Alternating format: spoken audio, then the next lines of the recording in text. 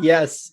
Okay, well here, let's not get too far. This is the magic here. And that's why I hit record as soon as I get on the line with people, because the goodness starts coming out right away. But let's Okay. start it off the way I start off all of these podcasts. I don't know if you've watched any of them. If you have, then you know where I'm going with this. The biggest question of them all, who are you? Oh, that's a hard one to answer. Who are you today? Because I guess who you are tomorrow might not be the same, right? Yes. So I have come to realize that today I am a divine expression of consciousness. And that divine expression goes by the name Alexandra Carpintero, which it's has took me a while to discover. As far as how deep it goes, I am not sure because I haven't seen the end of it yet. Um, but when I tell people like, well, I just realized and found out that I'm God, people are like, you're out of your mind. Shut up. So yeah, divine expression would be a more appropriate term. Yeah. Um, that's a, that's a great answer. Thank you for that. How did you come to realize that you are a an expression of divine consciousness? So the story began about 2 years ago. I think I mentioned a little bit to you, like on our like conversation. I started having like questions arise in my mind, and I wanted to find answers to these questions. And there were questions about like the nature and the source of the universe and why is that the world is the way that it is. But one of the questions that really changed it for me was what would I need to do or what would I need to learn in order to change the world? Hmm. And I went at that time I was working at a chiropractic office. So I was asking like some of my peers and some of the doctors. So there's like, what do you think would be the things that you need to learn in order to, find the way to fix the world, like everything that is happening? Like I got like many different answers, like, oh, you need to get into like economics, you need to get into politics, you need to get into mathematics, you need to get into physics, you need to get into theology, religion, ethics, all sorts of, answers. And that started to become a driving energy for me, like to find the nature of these questions. And my at that time my ex-fiance, she had some books like on philosophy, and there was one particular book that I felt attracted to it, and that was the It Can Do by Martin Buber.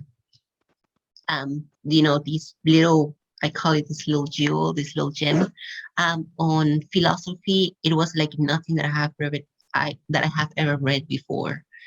Um, so I was doing meditation, I was doing yoga, I was reading philosophy.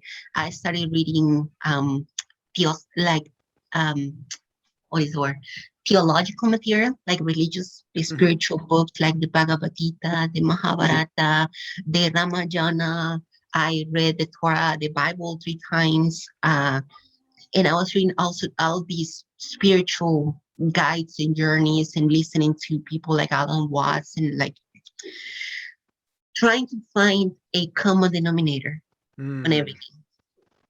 Like one of the questions that I had in my mind was like, why is that religion is so different, so splitting? Like there has to be some common grounds.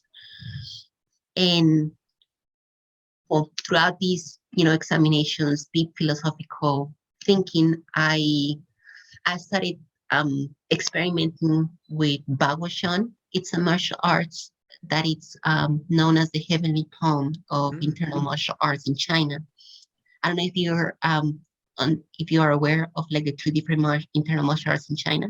No, I've never heard that term before. Internal martial arts. Yes, internal martial arts are martial arts that are focused on the movement of chi energy or flow of internal energy. And the most the most normal that people understand. English is not my first language, by the way, so Yeah, please. no, you're very clear. And you Okay, speak so very well. Yeah. just let me know if you need me to clarify something. The one art that most people are aware of is Tai Chi. Right. That's the most common one. Yep. So along with Tai Chi, there are two others. That one is called Hini, and the other called is Baojian. Mm-hmm. And they represent different aspects of reality. Um, so Tai Chi is the soft aspect of reality, the water aspect, and Baojian is the heavenly aspect, and Xing Chuan, it's the hard aspect, kind of like Okay. the opposite of what Tai Chi is. Right. So right now, right there, you have a triad of philosophies. Right. Interesting. And do any of these philosophies map out to Taoism, Confucianism, or anything Yes, thing like? Okay, interesting.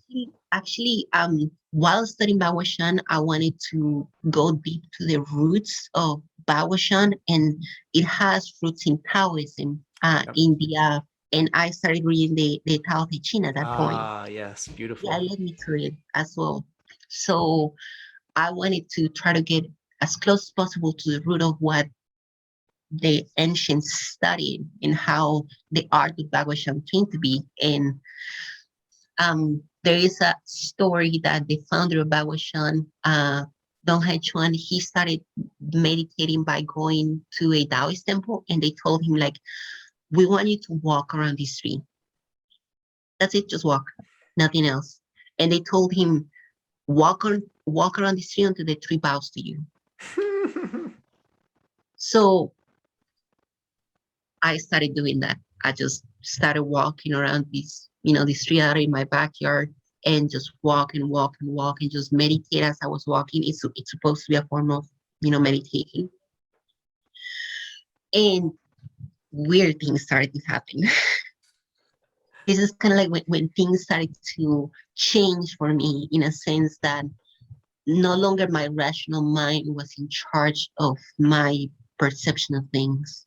Um, During one of my meditations, guided meditation, from Alan Watts, I told you that I chanted a very loud, very reverberant, that's the word, that was reverberating inside of my head, a very loud Om. Mhm. And as soon as I finished that, I heard a branching outside in my backyard exploding. Wow. Yeah, it didn't fall down on the ground. It sounded like someone launched it off of it, and it exploded in the air, and it, like, the whole chunk fell down. Wow. um I started seeing during my meditations like different symbols, hearing different ideas and concepts that I have never previously felt before, or seen before, or heard before. um and I felt like my mind was, the best way that I can explain it is like, if you close your eyes, you feel the space around you to a certain level, right? Yep. So my mind was like leaving this level that you feel around here, and it was just like expanding. It felt Mm-hmm. like it was expanding outwards and upwards, Mm-hmm. because I wasn't here, and suddenly the little space that you normally feel was so much bigger, was the size of like the entire earth, and it just kept expanding and expanding upwards. Yeah. And I did a couple of those meditations, and every single time something different happened. One of those meditations, I felt like I was floating in the middle of space, and I was holding onto a rock similar to this one. Mm-hmm. Yeah. I don't know what it's called. My ex gave it to me, and when I finished, I gave her the rock back, and the rock was burning. Wow. Yeah, it was like, she said, like, it is so overcharged with energy that I cannot even touch it. That it was Wow. that bad. Um, yeah, I was feeling like the flow of chi through my body as I was doing Bawashan, which it was very difficult to do normally, and it was just so mind bending, Mm-hmm. if I were to use the word. And yeah, that's how it basically started. Wow. So that was just the start of it, and you are speaking in the past tense. So does the chi still flow through you the same way? Are you still in that same place, or have things fluctuated along the way where you're kind of on the thread and then you kind of lose it and you're back on it, or have you just been dialed in ever since? I I am not sure.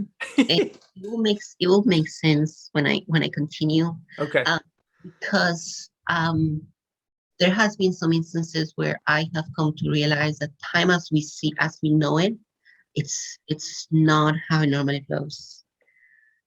Like that's one of the things that I was talked about is like the time continuum.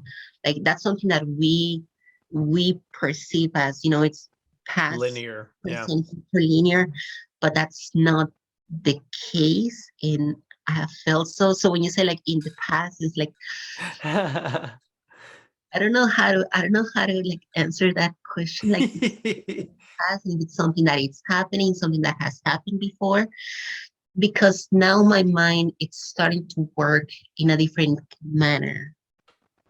Like I have seen things in the past that come to pass in the future, and I see them Yeah. happening, but I have seen them before. Yeah.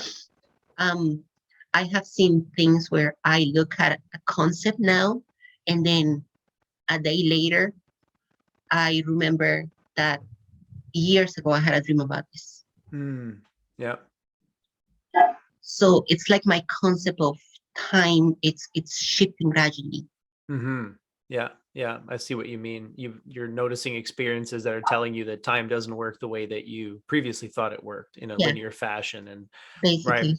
But you did show up for this call exactly on time. So clearly, as a concept, as a convenience, you still recognize time, you still use it. It's not like you're scattered and lost and you can't make appointments or anything, right?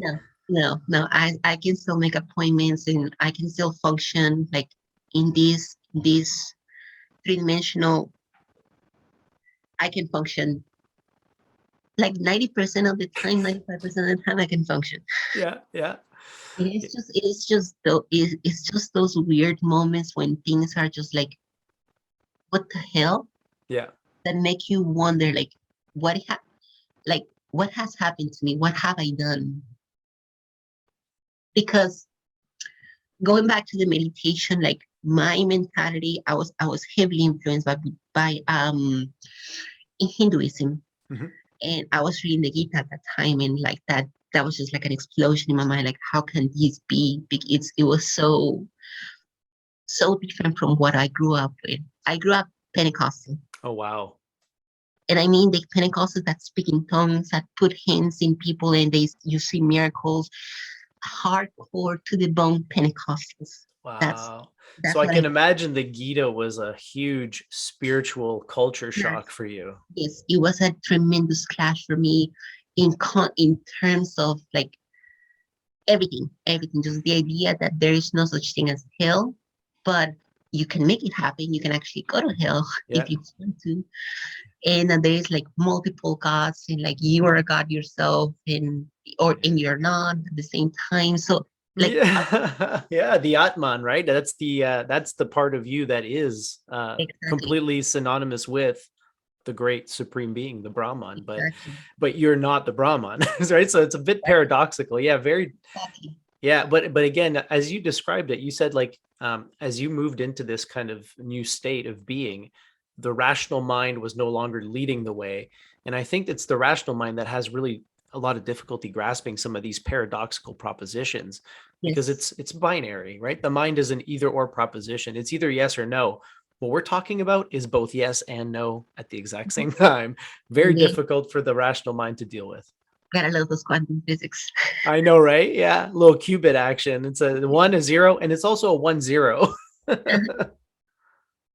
So during that meditation, one of the core concepts that I try to attach to is that I am going to chant this this name with my entire being. That was my idea. Like I am going to chant it with all my energy, with all my breath, with all my air, and I am going to go further than that. Like I am going to expand it through the entire universe. Like if I need to. because I was kind of depressed at that point because of seeing how the state of the world was going, like it was going downhill, like climate change, deforestation, lack of spiritual awareness, and like these socio-political powers controlling our mentality and everything that we saw.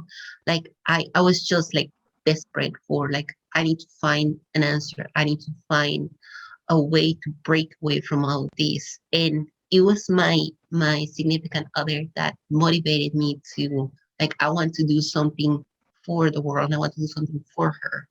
Um, so when I chanted that one chant, like I just felt like the entire universe what was vibrating with me, and that's when the branch exploded. So that was the beginning of the end, if I were to say. Beginning of the end of rationality for me. Right. Yeah. Well, now all of a sudden you've had an experience that tells you that your previous model of what can happen and what cannot happen is it's Got not it. valid, right? You need to revisit this. And what's really amazing to me is I've had many conversations like this with different people from all over the world, different demographics, and there are so many parallels. And what you're describing, I can relate to so much. There's so many parallels with my own strange experience that I had. So it's so fascinating to me that you can be separated, come from different backgrounds, but more and more people are having these experiences. Mhm. So what happened after rationality took a backseat? So it is not a linear process for me. Like Mhm. it's something that is slowly peeling away.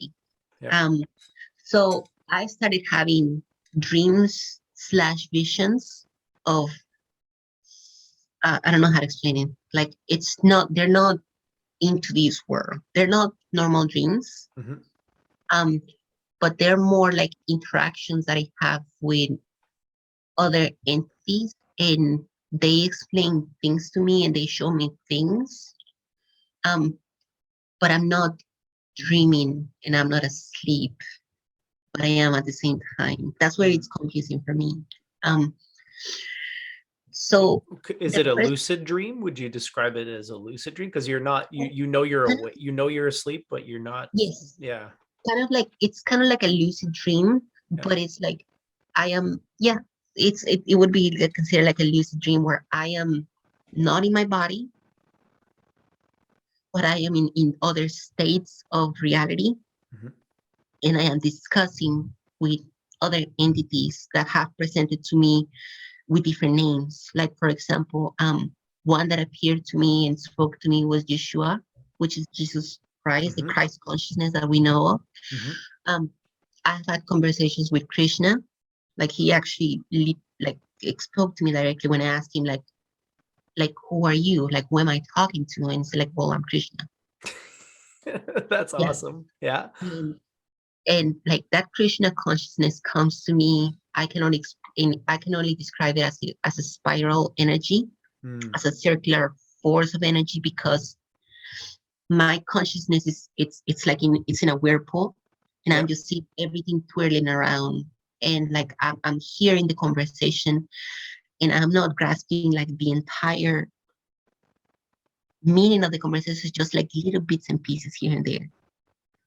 So that's something that is a common thing. Like I get messages, but I don't grasp the entire meaning of the message in like little bits and pieces. Mhm. It is supposed to be that way because like as my lifetime in this realm progresses, like things come into place. It's supposed to be that way, at Yeah. least. And that's what I'm being told. Puzzle That's pieces. yeah, like you get little bits and pieces here and there.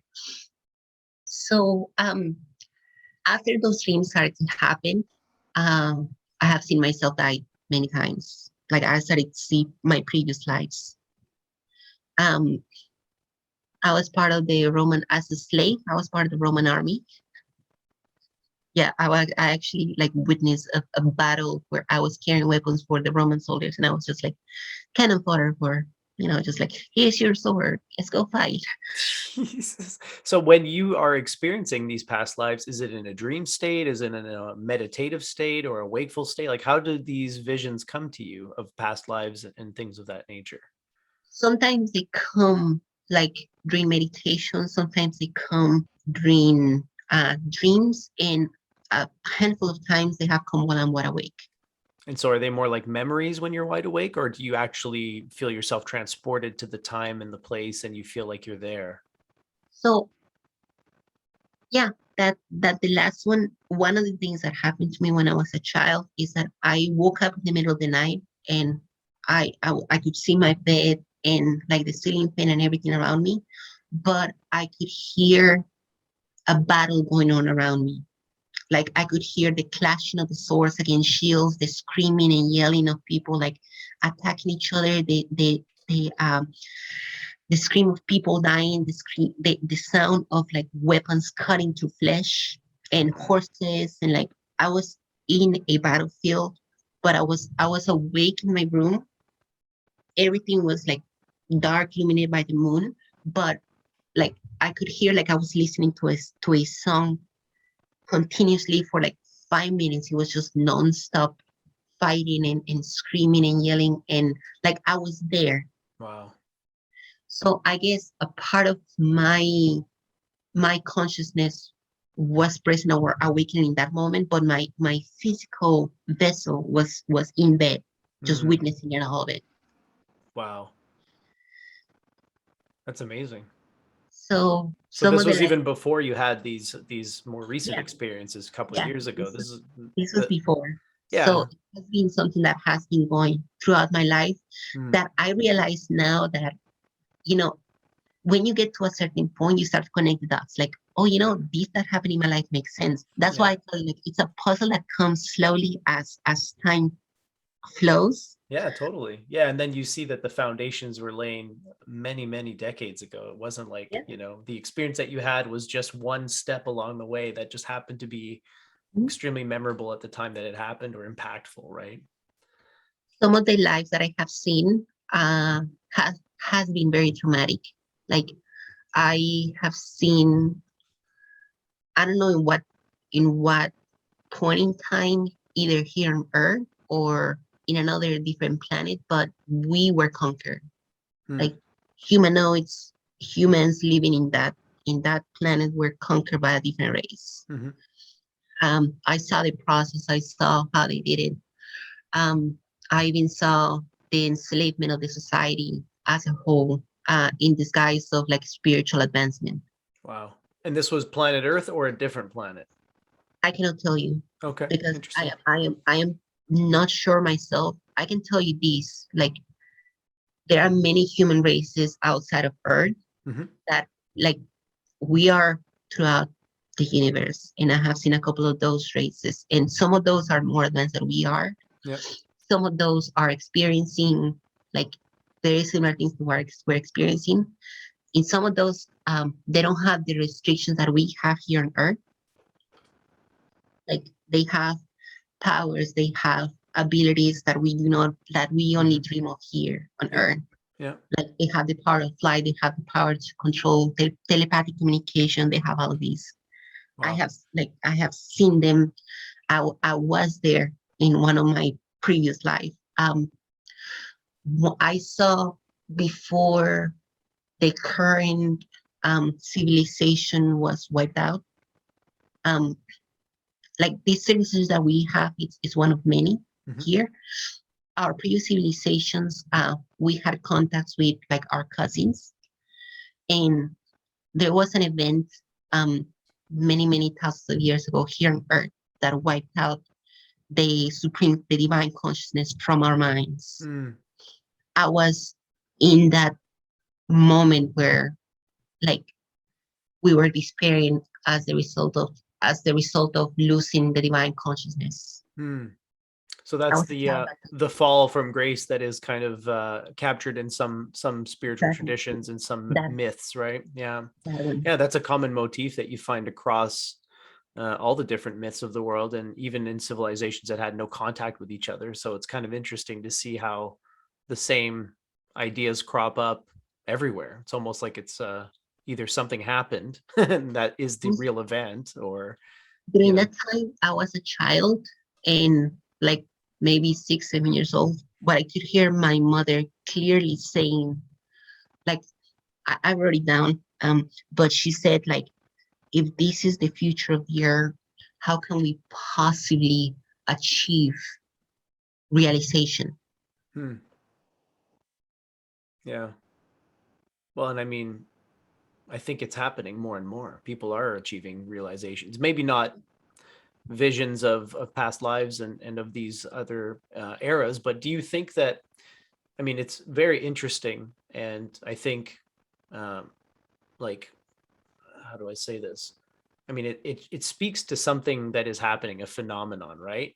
But as Yeah. far as practical value in the present moment, all of these experiences, all of these things that you've seen, past lives, different worlds, what have you taken from those and brought into the present moment to make yourself more of who you want to be, or how have you used that information in a practical way in your day-to-day life? Well, for the first thing is that it led me to try to find our real history. Mhm. Um, because the history that we're taught, I'm not saying that it's fake. All I'm saying is that it's not complete. That's a fair Yeah. statement. There is a wide portion of our history that we did not know, and it was meant to be so, Mhm. like for reasons. And like I'm learning more and more about our my past and our past, and as you learn about the past, your future becomes a little brighter. Hmm. Because if I was only focusing on like where we came from, like our 5,000 years of history that we had, and seeing how things like were progressing, it's like, well, we're gonna extinct ourselves, we're gonna become extinct Yeah. because we're basically obliterating ourselves. But then, like, that's when that little light came into be, and it's like, no, child, you're much bigger than you think that you are. Yeah. And This is things it. and even if things look bad, I tell you that they are going to be okay. I promise you that they're going to be okay. Yeah, I think we're at the crossroads. I mean, whether or not you think the sort of commonly accepted history of the human race, whether you think that's true or not, I think it's clear just looking at the present moment, the climate, so to speak, literally and figuratively. I think it's extremely clear that we're at a crossroads, and I'm glad that you're optimistic, because you seem to have a lot more knowledge of the past than I do. And so for me, all I'm looking at is that 5,000 years that you're describing. And even if I take that at face value, which there's no guarantees that it's accurate, but even if I assume that it is, yeah, we're in a do or die state right now as a species. And we have to, hopefully, I hope that we've learned lessons from the cycle that we've been repeating for the last 5, 6, 10,000 years of oppression, conquering the tyrant, becoming the new tyrant, oppressing, getting conquered. You know what I mean? So yeah, and it sounds like from what you're saying is that cycle goes back even further than that sort of mainstream history that we have. Oh, you have no idea. Tell me more. How far, how deep is the pattern of the many being oppressed by the That's few? that's a good word that I want you to focus on from Hmm. now on. Pattern. Hmm. Oh, absolutely. Um, During one of the meditations that I went to, I realized that everything comes in patterns. Hmm. So patterns on top of patterns, and like it goes so deep that it transcends this earth. Absolutely. The Like entire universe. like what we're experiencing is a pattern of development that started many hundreds of thousands of years ago with our previous ancestors. What Yeah. we consider, what we call gods, like I'm talking about Ra, I'm talking about Yahweh, I'm talking about Krishna, I'm talking about all of these deities that we consider. Yeah. These are all human beings as well, Yeah.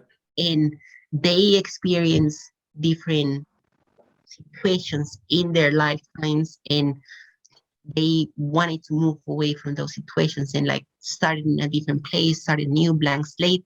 That's what Earth is. Mm. But because of the involvement that they had, we are now experiencing kind of like part of their karma as well. Hmm. And it is for a reason. And it is a divine, glorious reason, if I may add that. Yeah. Well, I feel the same way. Yeah. So what is that reason in your findings? Okay, so at the highest level of consciousness, you have what are known as the founders.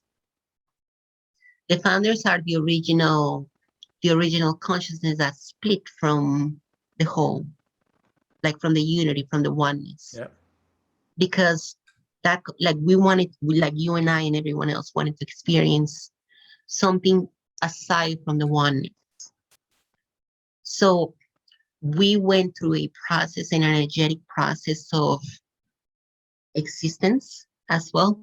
So the first entities, if I were to use a word, you know, that had consciousness and understanding, they're known as founders. There's 7 of them. Um, those founders, their energy trickles down through the entire foundation of the universe. So that's where you have like the archetypes. From the founders came the idea of the parent-child role, the idea of like many of like the idea of light and darkness, like one side and the other. So it is all a plan that it's designed that way. So I was able to meet the founders at well, I don't wanna say meet because that's because I did not physically meet them, but my consciousness saw them. And I was confused at that point because I didn't know who they were. I just knew that to access their realm, it was like I honestly don't know how I did it. I know that it was in the liminal space of subconsciousness, and from that space you go a couple of levels higher. Have you ever seen the movie Inception? I have. Yeah. Okay, so you know how Inception has like different levels? Hmm. Like Yep. you go deeper and deeper and deeper. It's kind of like that. Yep. So these energies are at some of the highest levels of consciousness, like outward levels of consciousness, and they're really cool. They're funny. They have a sense of humor. Yes, they have a sense of humor. I was like, I don't know if I was cracking the jokes or they were cracking the jokes, but I was laughing. I was just laughing at what they were saying. Well, doesn't the concept of they, me kind of break down at those levels of consciousness? I mean, you're all just kind of in the hot tub together. It's hard to distinguish where you begin and they end and vice versa, right? So the way that I can explain it is that because my mind is still, my consciousness has ties to our three-dimensional world, to Yeah. the way that we perceive reality. I still have filters in front Mhm. of my eyes that lets me see the energy in front of me through my filters. Right. Does that make sense? Yeah. Yeah. Yeah. So, like what I saw were like different bodies with different personalities, but they were all one. And they were saying me, "Oh, the king is here." And I'm like, "What are you talking about? Like, what is this? What do you mean by that?" It's like, "It's okay. We'll explain it to you later."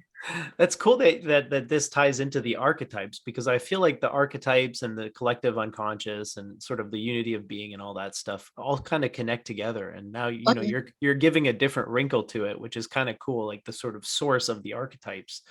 And it's kind of like, but basically what you're describing are 7 avatars of the single supreme being, which again, I mean, the number 7, if you're into look oh at the yeah. significance of Numerology. numbers and all that numerology and stuff, right? So yeah, it's very interesting and very cool that you've had these visions. So you've mentioned before that a lot of the stuff you're getting is like you get a little piece here and a little piece there, and you're having conversations with these beings, but some of it is kind of not lost on you, but like you're only picking up some of it. And so from these founders, through your interactions with them, what are some of the pieces that you've received from them? Like, what have they explained to you? What have they told you about our current predicament, if anything? Well, I so this is how my reality is working at the moment. So when I have questions, there's some there are moments that happen in my field of perception that bring me those answers, Mhm. either a couple of days after or when I least expect it. Yeah. Sometimes through a dream, sometimes through hearing the voice saying it like this, and sometimes through like someone contacts me like you and gives me information that is like, oh, that makes sense. Now I see why you're telling me that. Yeah, right. So um let's see, our current predicament, like we see the illusion of a predicament, but it's that we shouldn't, let me rephrase that. We don't have to worry about the predicament. It's something that we have to go through. Mhm. So after the events, after the branch exploded and after the weird dreams, me and my ex fiance broke up. This was before COVID started. It was Yep. like around October, November. So I went through a period of like very low vibration myself. So I started to look into left hand path studies. So I started reading this Satanic Bible by Anton LaVey. Yep. This is where things turn quote unquote dark for me. Um, So can I hit pause for 1 second? And you don't have to answer this question if it's too personal, but may I ask, you splitting from your ex, did your experiences, spiritual experiences, awakening experiences, was that in any way to responsible for the breakup, or was it something totally unrelated and we don't need no, to talk it about was it at all? it was part of it because I was opening my chakras at a point, and through opening your chakras, a lot of the things that you had experienced in the past come out, and Traumas, yeah, things of that traumas nature. Yeah. exactly. So there was a part of that trauma that my ex was affecting her at the time, and she didn't want to deal with them. So it basically went downhill from there. Okay. Um, so we broke up, and then we got back together. At that point, I was reading the Satanic Bible, and this is where the other set of weird things started to happen. So during one meditation at night, I decided to elevate myself again, like meditated, go up, go up, go up. And then there come a point where I was going to leave this world, like completely. And I saw what we consider nirvana. Like when you close your eyes, everything's black. Well, my eyes was closed, I was meditating, but everything was white. Mm-hmm. And it was just this glorious energy. And I was holding her hand at that point, and the voice, the knowledge came to me and said, like, if you continue, you're not coming back. And then the moment that I was gonna set foot onto that, leave this consciousness completely, it came to mind, but what about this person? Mm-hmm. Yeah. So that voice came, and I decided, like, no, I cannot leave. Like, she needs me. Yeah. Like, they need me. And I crashed. Wow. Interesting. It felt like I crashed against a barrier. Mm-hmm. Like, physically, imagine that you just went into a car wreck. Yep. That's what my consciousness experienced. Like, Wow. and I started tumbling down. It's an experience that I cannot describe to you because I can only tell you like it would feel something like this. But I just saw when your TV loses its signal, the white screen with the Mm-hmm. black dots and like that. I saw that. And at the very end of it, just this little black figure telling me like, forget everything we taught you. Everything we taught you. And I was just like falling and falling and falling. And I thought I was gonna die at that point. I woke up and I remember opening my eyes, wondering what had just happened. Like, what have I done? Mm-hmm. And this sudden fear, like, was like, where am I? What is this? what's going on here? I opened my eyes and I saw the TV was playing these. Have you ever seen The Office? I haven't watched it, but I'm familiar with the show. Yeah. So it's like a soap opera like slash program. Mhm. My ex loved that program, so she used to put it like at night so she could like sleep. I watched up and the characters on the screen were looking at me and they were asking me questions. I was fully awake, fully aware, alive as far as I know, but they were talking to me, trying to get my attention, asking me, okay, so if you look at my face right now, they were staring at me, literally asking me, like, can you see that this is not real? Like, are you sure this is not real? So they were like taunting me and asking me, like, what is real? Right. So I was, Good question. yeah, I was like, oh my God, am I in a matrix? That was my first thing, like, I'm in a matrix, babe. I'm in a matrix. So she woke up and she calmed me down. So I call them energies that take over the your perception. Mhm. Yeah. So that started to happen in real life. Wow. Um, Like in waking reality, everyday in waking reality. waking reality. Yeah. Um, so I would be watching TV normally, and then all of a sudden the character would do something weird and look at me directly in the eyes. Hello. And you know, and I realized that because I would like rewind the episode to see if he did it again, and he wouldn't do it again.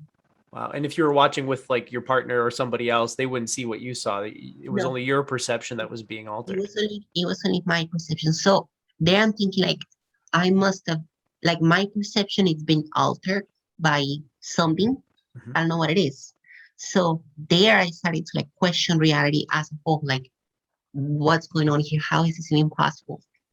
Can I And ask real quick, it's is there any connection to, you mentioned the left-hand path, the Satanic Bible, and you said that that's when things started to kind of go a little darker for you. So obviously, or it seems implied that you think there's a connection between these experiences that you're describing now and I cannot tell you because my idea for reaching the left hand path was like if I am so deep into spiritual practices and like religion and there is has to be a reason for it to be evil, for it to be a left hand path at all.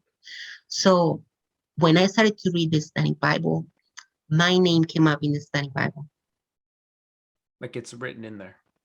Yeah, it was like literally I was reading through the passages and my name was written within one of the verses in both genders. Interesting. Something about the energy in el kin or in el kana. Wow. And so was that again an alteration of your perception, or is that actually in the book? I have no idea Okay. because I just read a couple more chapters and there was a chapter that it talks about 36 keys Mhm. and in those 36 keys they were like three letters on each. So there were letters such as BAG. So it's one of the keys. So BAG to me stands for Bagwajan. Hmm. Interesting. ENG stands for English. SPA stands for Spanish. So Oh, okay. there were 36 squares with that they were supposed to be keys to unlock something, Yeah. and they had letters that to me meant something in my life. Right. Interesting. Yeah, and I So mean, you're always interpreting things through your own filter, right? I mean, whatever exactly. book you're reading, or that's art, So piece of art, whatever. this one was one of those like, whoa, I don't think I can finish this book Yeah, put that one away. Yeah. because again, like, what is how is it possible that your specific name appears in a book in both genders? And that there was something inside of you because that was the specifics of the sentence like it's found in el kin Hmm. or in el kana. Yeah.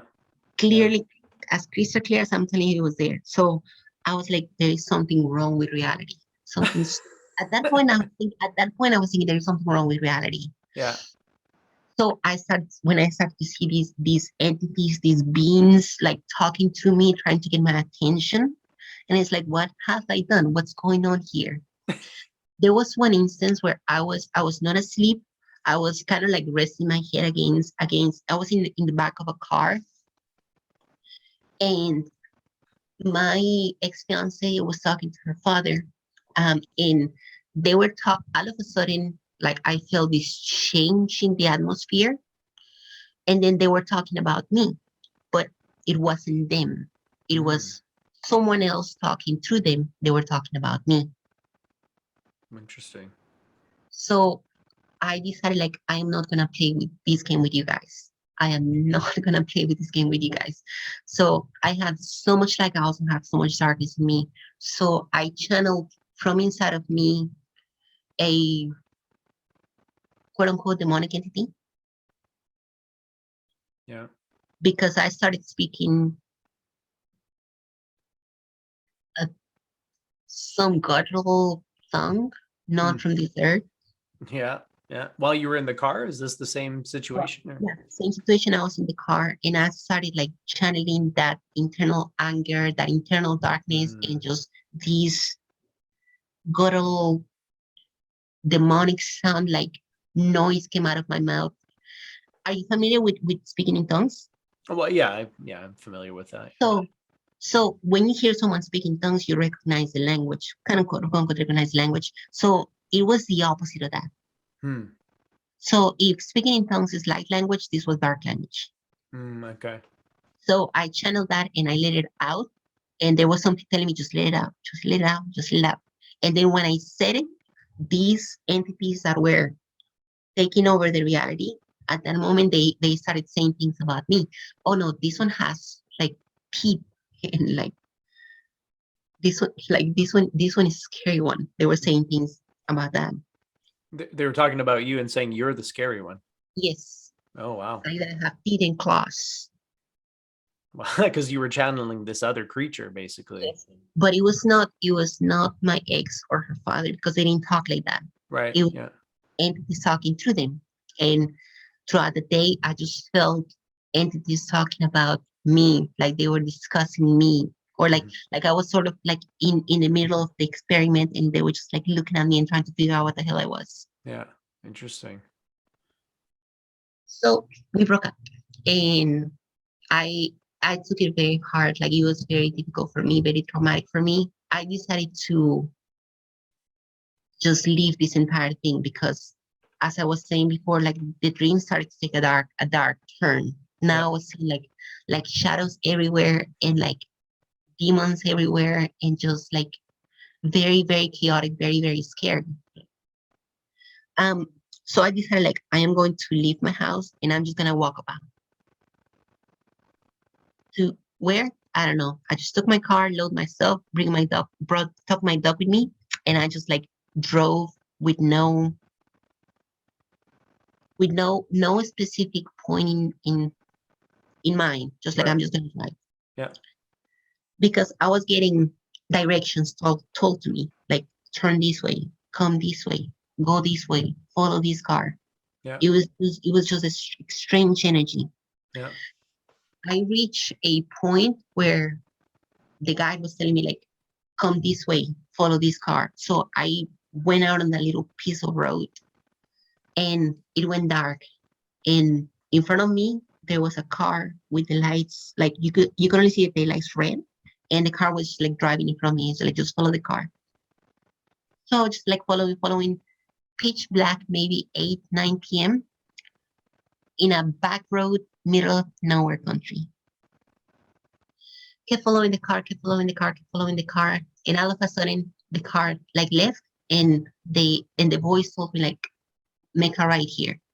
And I went into a ranch of some sort. There was no one there. Hmm. And then I step out of the car and I look out and there is a field in front of me and everything is pitch black except this little red dot in the middle of the field. It's like, okay, I'm here, come. Oh. Yeah. And I am like, I have to be going crazy. There is no way I'm gonna walk in the middle of that field. And the voice again came and said, like, I'll meet you halfway. And I saw the little red light, the little red dot Yeah. move throughout the field and stop halfway point. Okay, meet me halfway point. I just took my car and like turned around and left. So you didn't go. No, I didn't go. You went all that way and then you were like, nope, no thanks. Yeah, like which at that point I'm thinking like I should have gone. I should have pushed the envelope here, but I didn't because there was like fear going through me. Like, Mhm. what am I doing here? Right. Like all of a sudden I have these demonic presences and entities like calling me and talking to me left hand pad, and so I am here. Like I'm not supposed to be here. So I left that place Yeah. and I went to a town called Athens, Texas. So And I saw so that, you moved to a different town after this. yes, I basically got out of the road because this is a road between towns. Okay. So there is nothing there. Nothing. So I arrived at the first town that I got, and it was called Athens, Texas, and I spent the night there. So the guys were telling me like, don't sleep here, don't go there, don't eat here, eat here. These are okay. These are not. And this is always the same guide, the same voice or presence. Feeling, energy, Yeah. like something nudging me, go this way, come this way, go Mhm. this way. Yeah. It was just weird. So the next morning, I I decided to like just keep driving, and then a man came, and I was putting air in my tires, and he stopped by and he was like telling me something about like the pump being broken or something like that. We started talking, and by the way, this is what I call the event. Um, he told me like the pump is broken, but if you want, you can like go over to this one. This one has air. Okay, cool. We started talking, shut up, and he said that he was looking for a um ride over to go back to his family or whatever. And I said, well, I don't have a place to go. I don't have a direction that I'm going, so I'll go with you. I'll give you a ride. The town was 2 hours away from where we were at the moment. Mhm. So I started driving him there, and we were talking. Everything was fine. Towards the end, like towards like the last 30 minutes of the road, I felt like things had changed. My reality has shifted. Mhm. Um, all of a sudden, the signs were torn down. The road looked shabby, old, decrepit, what have you. And he turned to me and asked me, "Do you know where you're going?" And I said, "Yeah, I know where I'm going." Okay, are you sure you want to keep going? And I said, "Yeah, I'm sure." Deep down inside of me, I was thinking, I am going to hell. That's what I was thinking. Mm. Like literally 100% honest to you, I was thinking that I was going to hell. It's like, fine, let's see it through. So we arrived maybe 5:30, 6 p.m. Like it was still daylight out there. And we arrived at his neighborhood Mhm. and got up the car. I stretched my legs because I've been driving for a while. And like everything seemed fine, this neighborhood like any other. And he was introducing me to some of his friends, some of his family and whatnot. And all of a sudden, nighttime came. It got it turned really cold, really quick. Mhm. I was shaking and freezing, and people started acting different. They were not helpful or normal at Okay. all. Some of them seemed to be experiencing some sort of psychotic. And this is the guy's family that you gave him a ride? Yeah, and it's not his family. It's just like all around the neighborhood. Like people change. It was like from night to day. the nighttime was like completely different. The stuff of your nightmares. Hmm. People were like experiencing some, like I saw this guy, like he was just like, it's like he was having a psychotic breakdown. Mm-hmm.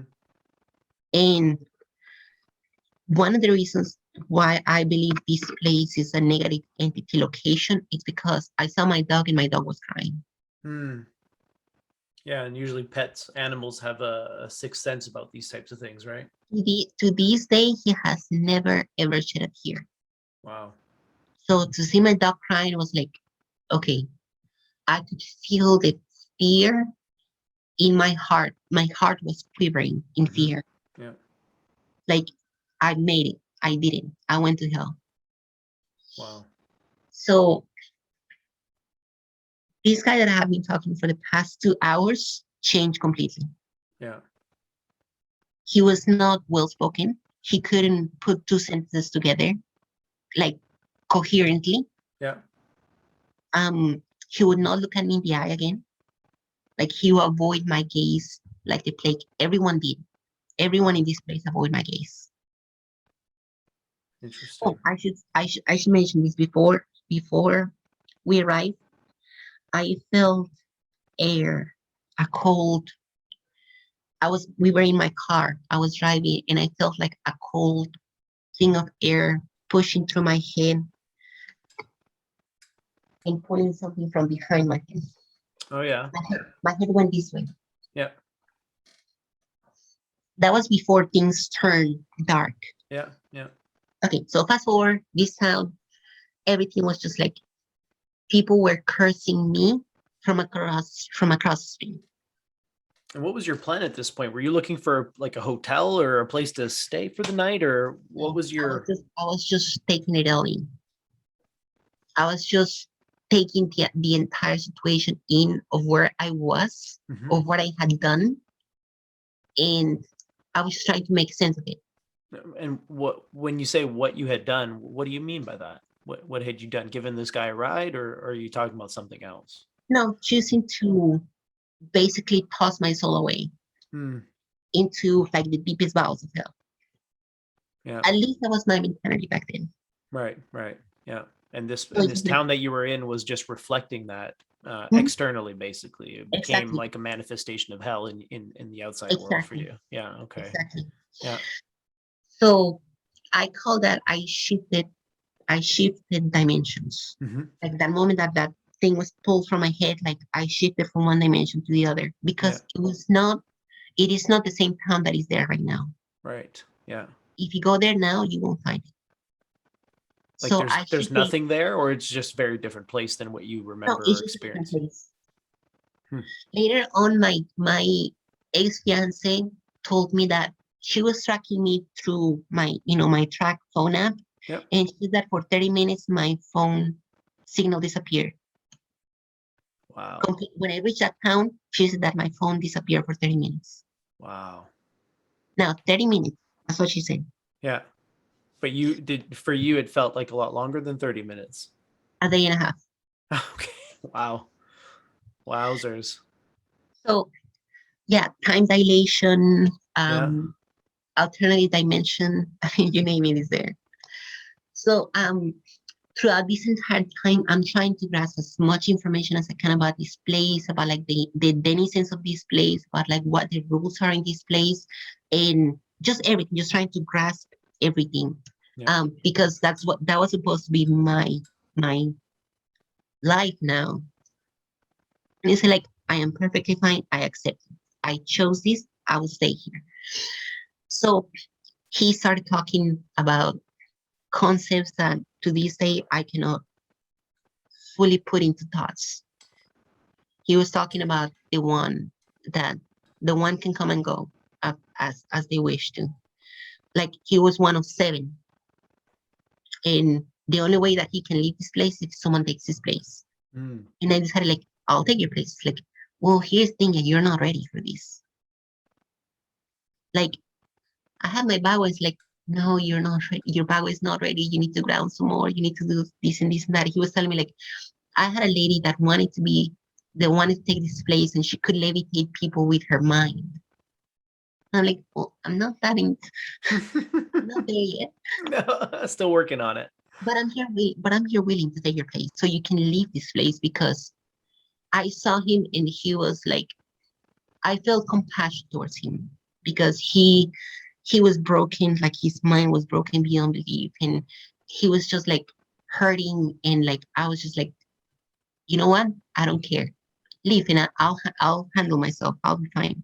Mhm. So he took me to an apartment that had a little figure in it. And I said, well, if you want to stay here, you need to remove all your filters. Like you need to remove the mask. Mhm. And I said, okay. And what would happen after you remove the mask? And he said, like, you're not gonna be able to sleep again. Hmm. Yeah. And he said, like, you saw those people out there, the ones that were like in pain. Yeah, they removed the mask. And you said when you remove your mask, you can't sleep again? Yeah, you're not gonna Hmm. be able to sleep. That's what he said. You're not gonna be able to sleep again. Right. Hmm. And I had seen people that had removed the mask and like imagine the most traumatic experience that you could ever go through. They have PTSD, they had like psychotic breakdown. And like I saw this guy, he was like shaking and quivering like this and on the ground. So Mhm. like again the stuff of nightmares. Yeah. So what is this mask that you were being asked to remove? The mask of our ego. So those were people who had an ego death or an ego dissolution experience and they couldn't put the pieces back together again. Yeah. Instead of That being a liberating experience, it was a debilitating experience. yeah. Wow. So um and he said like in order to do so, he took me to this. There was a little image on a piece of paper and with the instructions at the bottom. And it said like focus on this image for 5 minutes and then the mask will be removed or like the blindfold will be removed. Um and I look at the figure and it looked like a humanoid with 4 eyes or five.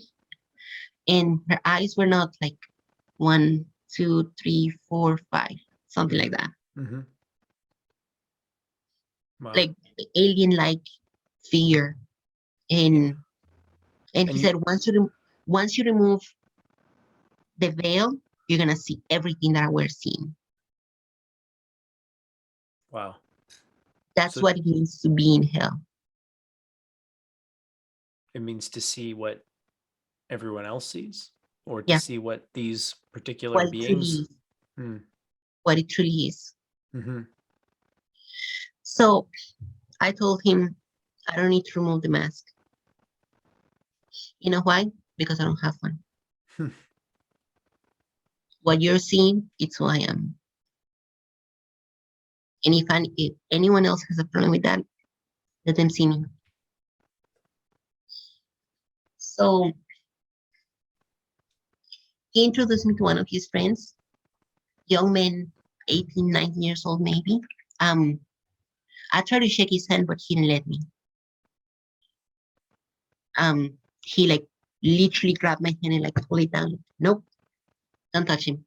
Hmm. Okay. So many things happen.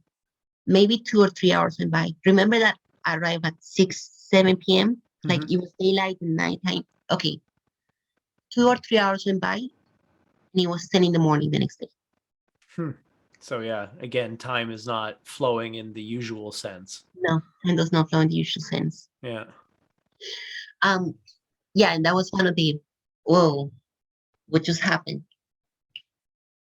I hear right before daybreak, I hear soldiers like kind of like SWAT rushing in and like going into the apartments, but I didn't see anyone. I just heard them. Hmm. Like I could hear the boots coming, the screams, like walking up the stairs, and I'm just standing there and I'm just waiting for them. Just like I'm Yeah. here. And nothing happened. I didn't see anything or anyone. And then Yeah. I walk outside And I am like, why are people scared of these? Like, what is it that they see that I cannot see? And then they break. Wow. So very jarring experience. I had, when I came back, I had PTSD for about a month. So when you say you came back, you did eventually go back to your home where you had left a few days ago, or? So the next day, I'm still kind of talking to this man, and Yep. he's telling me things, and like, all of a sudden he put me like in the middle of a field, and like I closed my eyes, started meditating, and I could hear people around me with chains and like machetes and stuff like that, and saying things about me, and like that they wanted to hurt me. And I'm like, so be it. I just like sat into lotus position, and I'm just like taking, go ahead, and okay, you're fine. You passed the test. But here's the thing, there was no one. Yeah. I could hear them when I closed my eyes, but when I opened my eyes, it was just him. And I heard like at least 4 or 5 different people with chains moving around them. Interesting. I have no idea. So after that, he's like, okay, if you're sure about staying here, then I need to call. Then, he was calling some people, it whatnot. So he took me out of town and he said, okay, you can go back home. And I said, but no, aren't I supposed to take your place? And it's like, do you really want to go back? And I'm like, yeah, I really want to go back. So I drove back with him into town. Yeah. And eventually he said, like, well, thank you for everything. And like he disappeared. And I am sitting in the parking lot of this place. Oh, daytime was different from nighttime. Yeah, you Completely. mentioned that. Yeah. So people were behaving quote unquote normally during the daytime? Not yet. No. They were Okay. they were still weird during Yeah. daytime, not as weird. But during the nighttime, everyone was just aggressive. There was just aggression everywhere. It kind of reminded me of one of the hells from Buddhism. Hmm. Um, I'm trying to think of the names. It's in my mind right now. The one that portrays violence. Hmm. Yeah. It just reminds me of one of those hells. Yeah. Um, so I'm sitting in my car, just trying to understand what is just happening to me at that point. And I hear a voice as clear as I'm talking to you saying that Red Dead is coming for you. Just like I'm telling you. And I'm like, Red Dead is coming for me. I look to the right and I see the same young gentleman that I met the day before that he let me touch.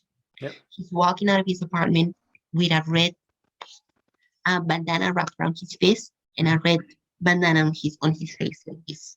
Yep. And he's coming towards my car, maybe like 10, 20, like 10 yards, 15 yards away from me, from my car. Yep. I see him clearly. And I turned to the side and I said, done. And I turned back and he slumped into the ground like he had been shot. There was no gunshot sound. He just like Yeah. Just dropped. just dropped. And he stood up. And while he was standing up, in front of my eyes, he shrunk and he became a 7-year-old child. Holy smokes.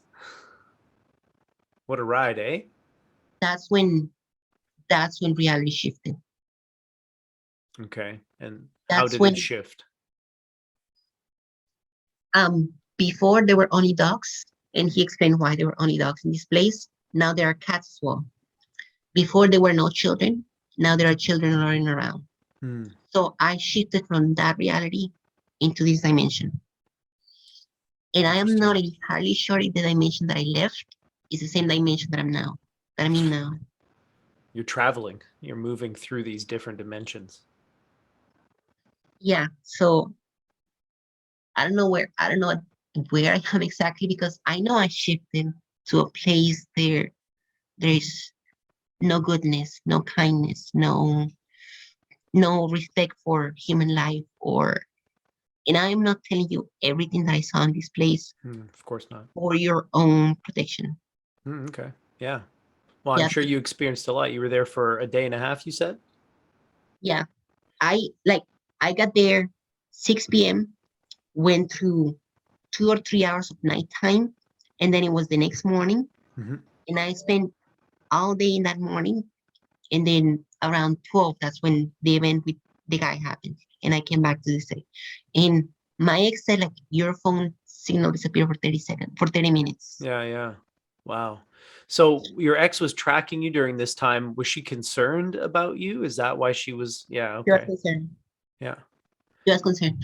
So after that finished, after that whole thing, after that guy slumped down and up and like reality shifted in front of my eyes. Now things are more bright, more lively, more, that's the only way I can describe it, like Hmm. compassionate and like sunny. Imagine like a sunny, calm, relaxing day. That's what Hmm. it felt like. Yep.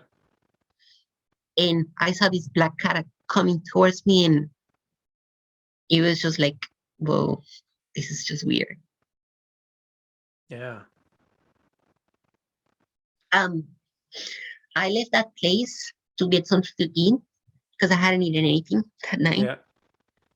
And when I tried to go back to the neighborhood, I couldn't find it. Wow. It was And gone. that's what you mean. You would go back there today and it's not there, right? Yeah. It's not there. Wow. I spent an entire day looking for that place to go back to, and I couldn't find it. Wow. That's I fascinating. I spent the night into that town. I went into a parking lot, and I had this feeling that I was surrounded, that I was just surrounded, and I was just watched. Yeah. And I went to sleep on an empty parking lot. I woke up the next day, and there were 30 cars around me. Wow. That's fascinating. So I decided to like, I'm done with this town. Like, I guess I'm going back home. Yeah. Yeah. So I left, and I couldn't find. I only found one other person. I hope it is real because I tried to like go into a shopping center. Everything was closed. There was Mm. no one. It was like a dead. It was like a ghost town. Wow. I stopped at a gas station, asked for directions, and I just left and came back home. Wow. And you said So that after these experiences, you dealt with like PTSD like symptoms because it was such a yeah, traumatic experience. yeah. Especially like, I mean, I make it sound like bubbly and bright, but it wasn't. No, I don't think you make it sound bubbly and bright at all. It's you. It sounded very sinister, confusing, jarring. You know what I mean? Like it didn't sound like a very pleasant experience at all. Sounds Yeah. kind of like a bad psychedelic trip, but I that wish lasted way too long.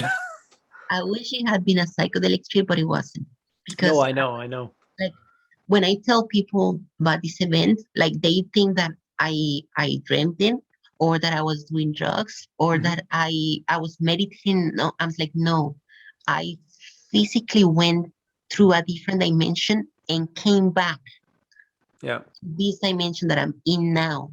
yeah. And I am not sure if this dimension that I'm in now, it's the same as the one I left, because the one thing that has changed is hope. Hmm. You have hope now. Yeah. Oh, good. Well, then it sounds like you're in a better dimension than before. To me, it feels like a better dimension. Yeah. And so are we dealing with like maybe alternate realities? Are you moving through alternate realities, the same Earth, the same time, but a different version of the Earth that you came from, maybe? So when I came back, COVID started. Yeah. Wow. The whole time I was like going to this through this town, I keep hearing about COVID and COVID and COVID. Yeah. And when I came back, it just boom, it started like hard, like the Yeah. lockdowns and everything started. So it's just like, oh, okay. So things are happening, things that I cannot explain keep happening. Um, and I don't know exactly where it's all going. The one thing that I have is it's hope that things are going to be okay. That Yeah. things are that I may have tweaked the quantum equation enough to cause a change in reality. Because now I am seeing all of these people talking about awakening, and like there is a desire to improve things. I'm seeing good news about things that before I hadn't even seen Hmm. before. Yep. So I don't know if like my thinking is that I have touched something, reached something, called someone, or something happened that it's causing a ripple effect in reality, Hmm. and a massive shift is happening as a result. I don't know if I was the one who started it. I don't know if someone else started it and I felt the wave. I just know that there is a wave going. Hmm. Yeah. And I'm hoping that people like start to awaken and ride into that wave, because we want to, the idea is that we want to awaken society to the divinity that is within us. Hmm. Yes, absolutely. Yeah. Every one of us has that. And how do we get people to experience it? Because it's one thing to think about it and intellectualize it and even believe it mentally, but to experience that side of yourself, which is synonymous with the one supreme being, whatever name you want to give it, that changes everything. And it sounds like your experiences are just that. They are experiences. These are not thoughts. I mean, you had thoughts before, you were asking questions intellectually, you were mentally seeking, and then it sounds like you started to find things, but what you found wasn't mental. It wasn't ideas or answers in the sort of traditional sense. It was experiences that were showing you firsthand. So it's not like you have to take anybody's word for it. You felt these things, you went through these things, and they are 100% real as any other experience you've ever had. If I hadn't experienced any of these things and someone told me, hey, this happened, I wouldn't have believed it. Well, I was going to say to you, when I had one of my experiences, the one that kind of was the catalyst for the last probably 8 years of my life in 2013, I had this experience. And the first thing that I thought, there's two things that I thought. First, I thought, did somebody drug me? Did somebody put something in my water? And then the second thing I thought was, am I having some kind of psychological break? Am I having, do I have maybe schizophrenia or like something else, right? Like, because like you, I was experiencing things that were completely outside the realm of what I thought was ordinary or possible. And it was forcing me to re-examine everything that I thought I knew, the baseline stuff. I started asking very, very basic questions. But one of the first questions was, am I going nuts? And so I feel like, having spoken to a lot of people who've had these types of experiences before, that seems to be a common question that people pose themselves. Is that something that you ever kind of were like, am I losing my grip? Or were you always kind of confident that, no, this is meaningful and purposeful, and I'm this is happening for a reason? What was your kind of view on that? Oh, so many times. Like I have questioned my sanity so many times and at so many levels, because the events that have happened, that I have experienced, they just keep compounding to the point that I can no longer ignore.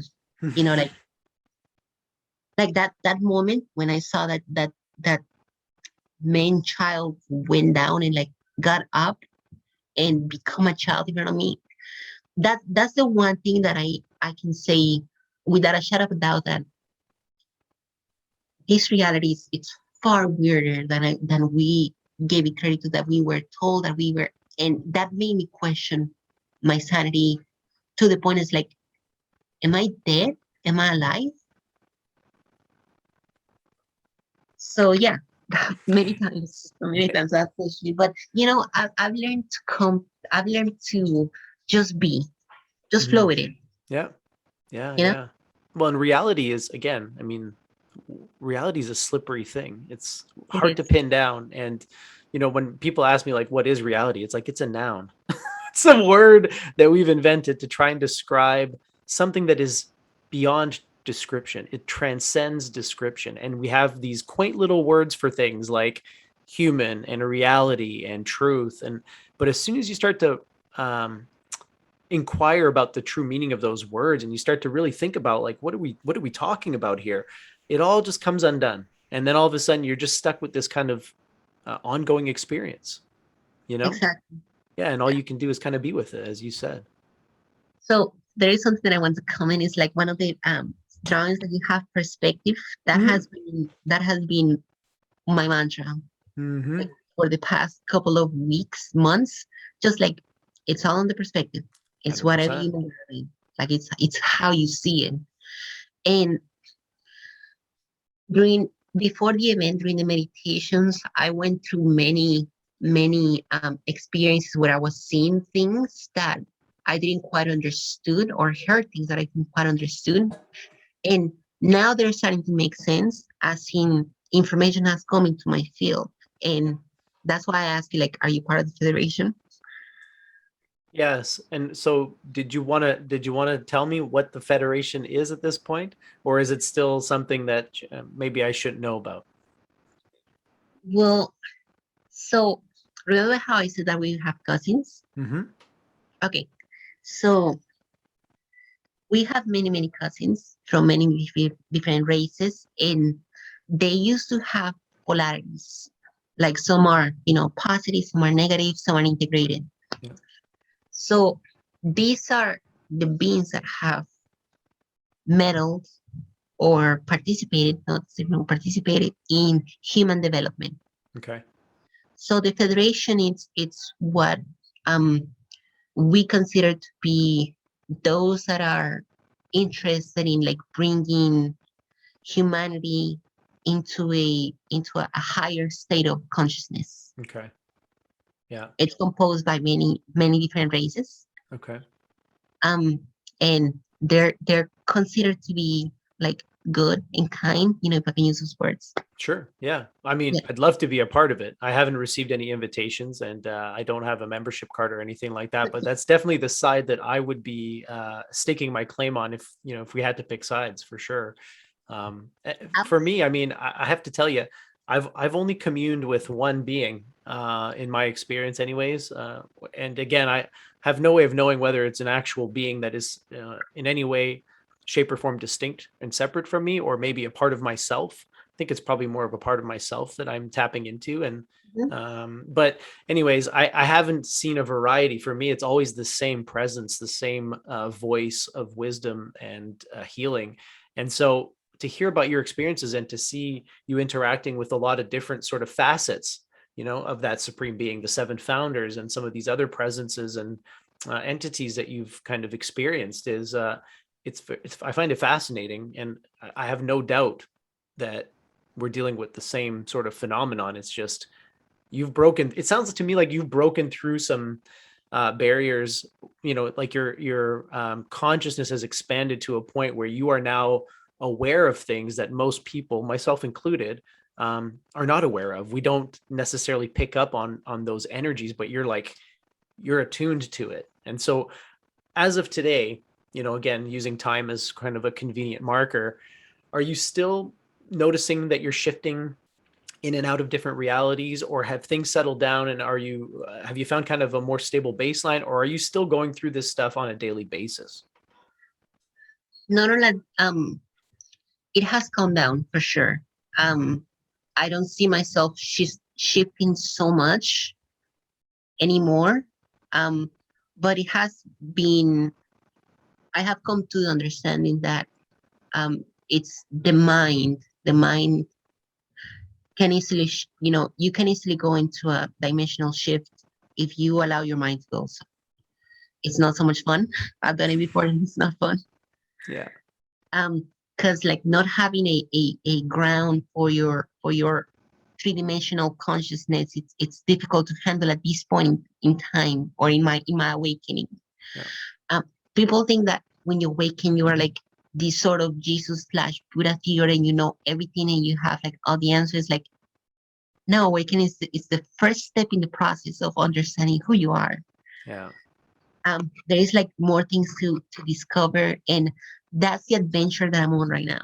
Like, I have this adventure, and I'm seeing things, and things are coming my way, and sometimes I don't even try to pursue these things; they just come to me, and I have seen that when I stop seeking for answers, answers come to me. Hmm. Beautiful. But when I'm in that point that I want to know, I want to meditate, I want to know more, things stop, and it's like I'm Yeah. stuck in the same three dimension here, and like not going anywhere. When it's like, you know what, I'm just gonna go have some fun, take a bath, watch some TV, and then that night, boom, Yeah. another experience where you know now I'm seeing the Buddha floating through the air. And funny thing, I am the one that is floating through the air. And Yeah. there's like this humongous darkness that is behind me, and I'm turning around, and I remember clearly the pose that I was doing this pose right here, Yeah. Yeah. this pose right here, and like just shining light into this darkness that is coming towards me. Yeah. And that's again very archetypal and symbolic of what's happening right now, because I do feel that the world is kind of there is a darkness in the world, and I think personally I say that it's a fear pandemic that the world is gripped in right now. It's not really about a virus, it's about fear. And so shining that light of love is the only way to banish the fear that is gripping our species right now. So Yeah, I just love meeting people like yourself who are out there shining the light. And I think your story is a beacon. I think that people who have had similar experiences will be very happy to hear your story and know that they're not alone, right? I'm hoping. When I came back from that event, like as I had PTSD, and I was trying to find anyone that could relate to my story or that could give me shed some light into it, Mhm. and I couldn't find anything. Like I went back to my old church, and like that didn't go so well. No, I can imagine it didn't. No, that did not go well at all. And that's when it's like, nope, cannot do anything here. And but I needed something, some kind of like, because I was afraid to go to sleep. Mhm. I was just afraid to go to sleep. And it's funny, I was thinking that I have broken the universe. Like, oh my God, I've been messed up so badly. Like, but Yeah. no, like it took a while to recover from that. But while I was like, recovering from that, I did a search, and I found one other lady that had gone through a different dimension. And thankfully, she didn't step out of the car. She was Oh just in wow. the car, and she like went through a different dimension. That's how I knew, like, okay, so now I know the dimensional shift is real. That's something that does happen. Yeah. Others have experienced it. And Yeah. I think ultimately, I mean, and again, maybe I'm simplifying it a little too much, but or reducing it too much. But to me, it seems like anytime you experience a true, genuine shift in perspective, your reality changes, Yes. right?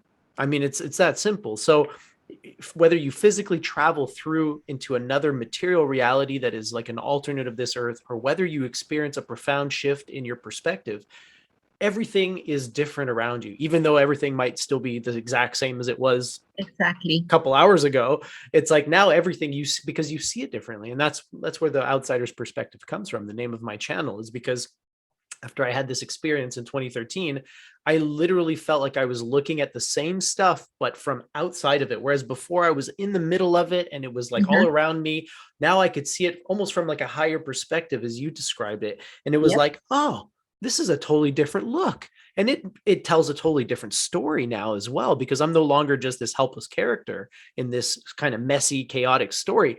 I actually am the author, and I can play the role that I want to play. And I don't have to Hmm. be, typecast into being Oliver, the such and such, whatever I thought I was. So yeah, to me, the dimensional shifts, the reality shifts happen. Sometimes they're a little subtle. Sometimes, like yours, they are world shattering, universe shattering, even. But we're all talking about the same thing, right?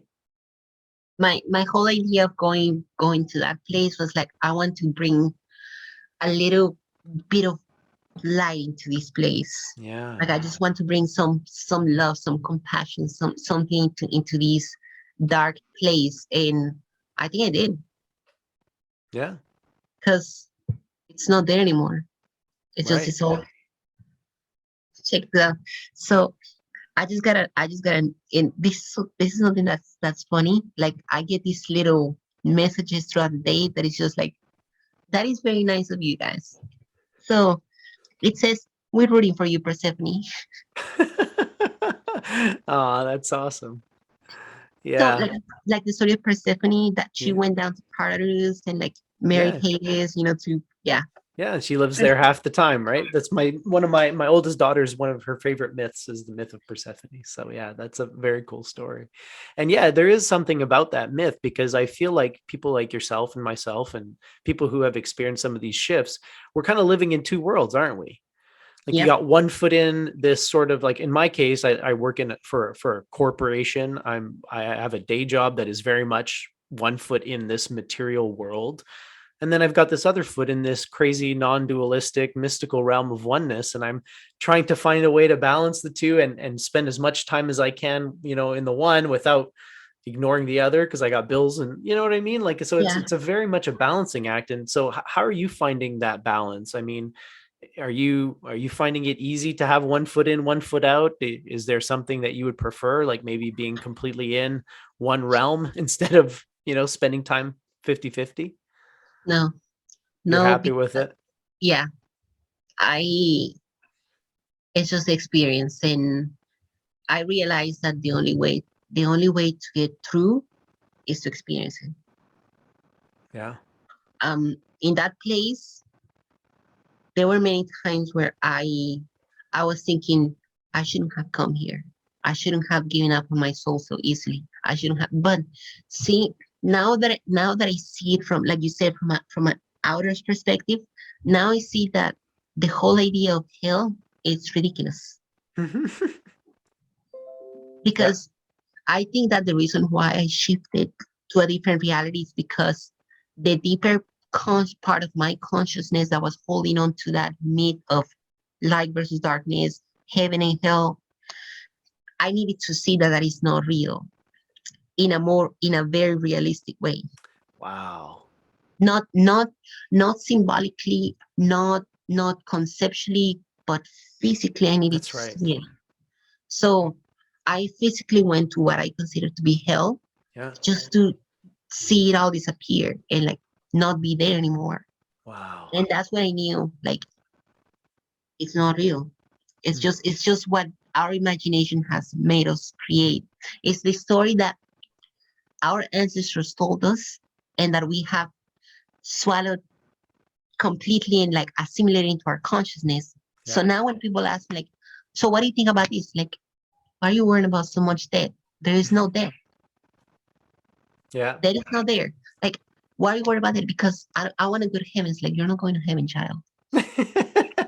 Well, and you like the Bhagavad Gita, Krishna says that which was never born shall never die, and that's what you truly and essentially are. So there is no death. That's I tell people death is just another type of life. Yeah, Just a different type of that is life. that is just a passage of the page in your book. That's right. Yeah. Yeah. There's gonna Very be another interesting. page. There's gonna be another page afterwards, another page afterwards, and you keep reading and you keep writing your book. Yeah. It's just it's just like you are God writing your own book on reality, and you're experiencing it all. So, like, I don't care if I am here or there or not here at all, because I'm still going to be here no matter what. Like That's right. your consciousness, it is. It's just is. That's the infinite of consciousness, and that's the That's right. beautiful part of it. Yeah. Wow. Wonderful. Wow. So, what's the plan for the future? And what's your vision of the future at this point in time? You said that you have hope now. So, where do you think all of this stuff is taking us? And what's your advice for people who are out there navigating these, like you said, very strange and but just bizarre times, absurd, I would say, absurd times. I have seen lives, our lives, where it's just fascinating. It's just embracing your full consciousness. Like, we're gonna go through many stages. We have to, because we are healing, like, not only ourselves, but we're healing our cousins as well. Yeah. That's the whole purpose of us being here on Earth, to be able to find a point and heal. And I think we found it. Now we're starting the healing process, and it's gonna come slowly.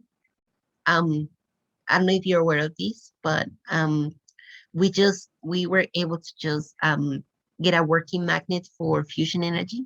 I know you Mhm. have read the news on that. I have heard about that. Yeah. Yeah, like we're one couple of steps away from fusion energy, to where Wow. we don't have you're seeing the decline of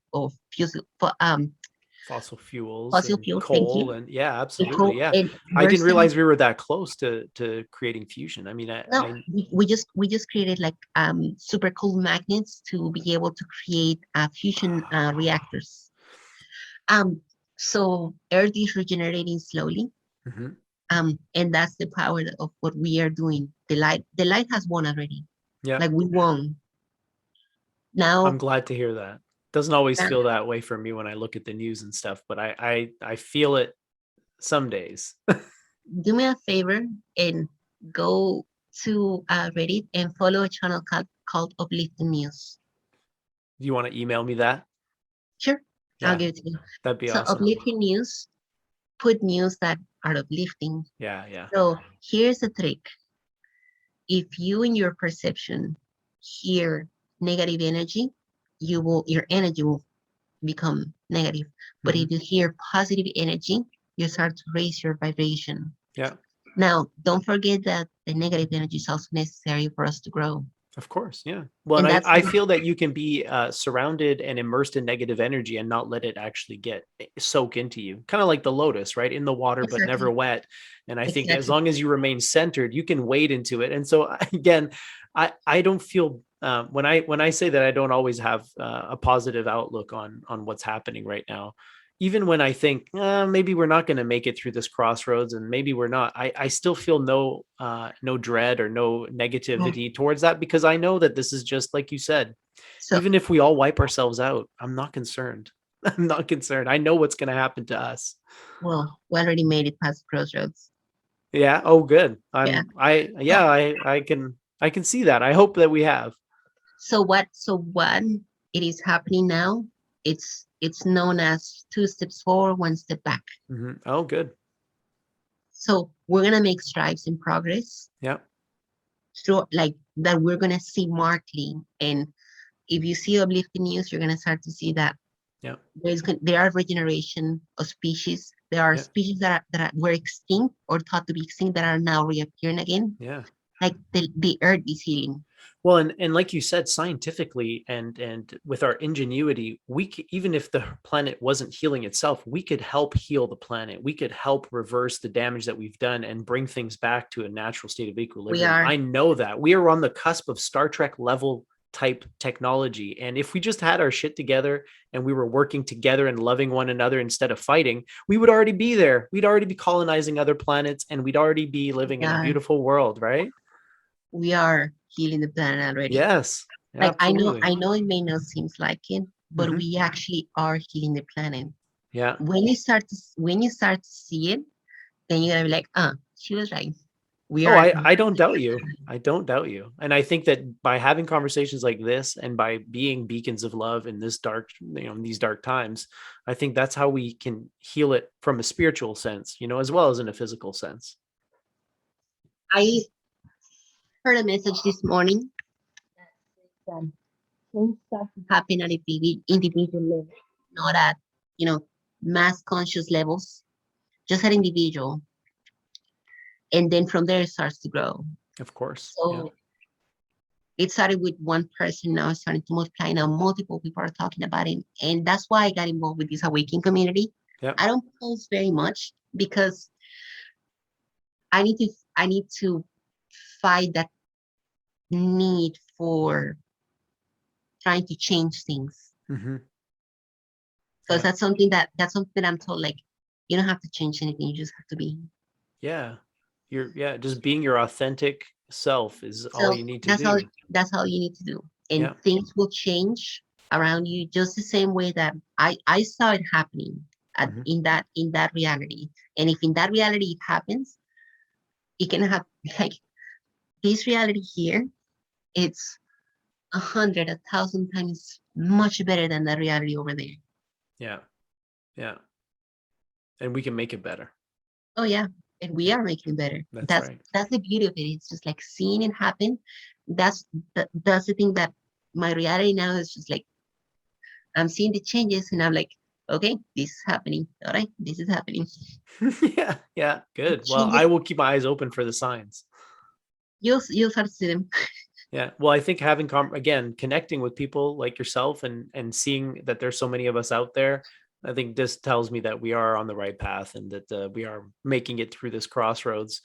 That's my ultimate belief. But then sometimes my ego is like, "Are you sure about that?" It's always the case. That's the one thing that we are trying to like overcome, that ego mentality. That's called old energy.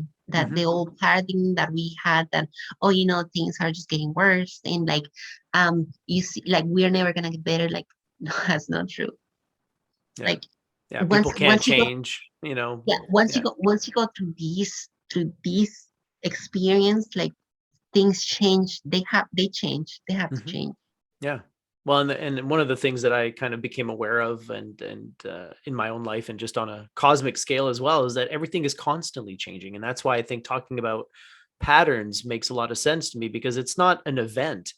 It's a bunch of factors that contribute to something that you call an event. And then that event suddenly becomes the cause of other things that we call perhaps events, cause and effect, this whole Uh-huh. idea of it's a web, it's interconnected and it's constantly flowing. And so you can't really talk about things as concrete or as standing still. It's always flowing, always. Um, so remember how I said that I had like different experiences while meditating? So now those experiences have condensed into a book Nice. that talks about those experiences. Yeah. So that's how I know the book is real. Yeah.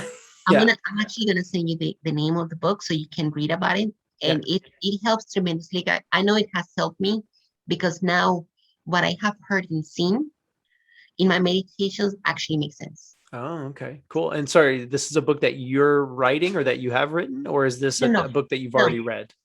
no, it's a book that I'm currently reading. Oh, I see. Okay, cool. It came to my like to my spheres of like recognition. Like it just like popped in there for a minute. It's like, this looks interesting. What is it about? Oh my God, it talks about everything that I have seen. Cool. Yes. Please send me the name of that book.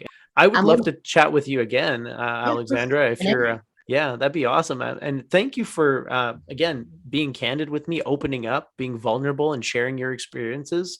of course, Um, yeah, I think wonderful conversation. I really enjoyed it. And I think there's a lot of fascinating stuff in here for my audience. So of look course. forward to posting it. Happy to be here. Thank you for inviting Awesome. me. Thank you so much. All right. Well, I will Okay. talk to you soon. You too. Bye bye. Bye.